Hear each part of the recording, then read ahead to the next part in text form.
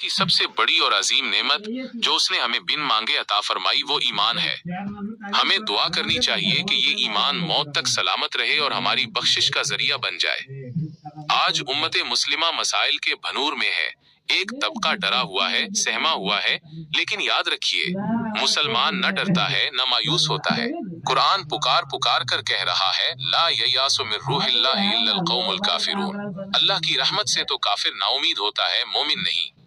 हालात चाहे कितने ही पुरखतर हों, तूफान कितना ही शदीद हो, मायूसी को अपने करीब भी मत भटकने दें। सहाबा का रे अल्फ मीम की जिंदगी देखिए, जख्मों से चोर थे, 70 से ज्यादा साथी शहीद हो चुके थे।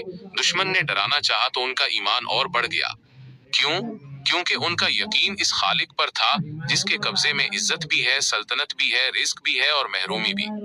सब कुछ करने धरने वाली जात सिर्फ अल्लाह की है। लेकिन हजरात, एक लम्हे के लिए रुक कर सोचिए, कुरान क्या कहता है?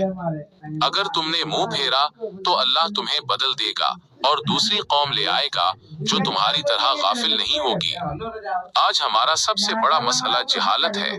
हम दीन के इल्म से भी दूर हैं और दुनिया के इस इल्म से भी जो हमें दूसरी कौमों के सामने आंख में आंख डालने के काबिल बनाए। नबी करीम सल्लल्लाहु अलैहि वसल्लम जो इनकिलाब लाए वो इनकिलाब खैर था। उन्होंने ऐसी जमात तैयार की जिसने इंसानियत को जहालत के अंधेरों से निकाला।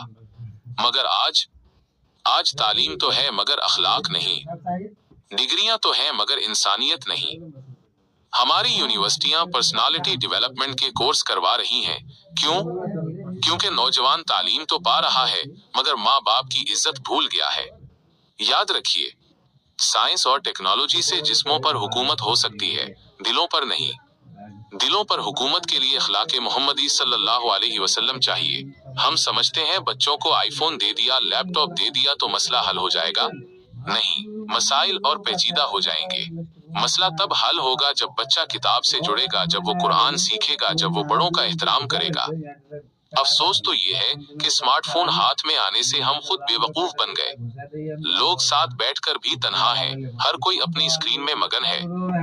नशे की लानत आम हो रही है, छोटी उम्र के बच्चे तबाह हो रहे हैं। याद रखिए, अल्लाह के रसूल सल्लल्लाहु अलैहि वसल्लम ने नशे को उम्मुल खबाइस, तमाम बुराइयों की जड़ फरमाया है।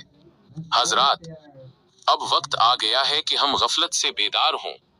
अल्लाह फरमाता है, खुदा ने आज तक इस कौम की हालत नहीं बदली, ना हो जिसको ख्याल आप अपनी हालत के बदलने का।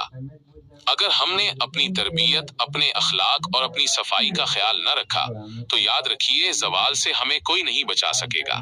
अल्लाह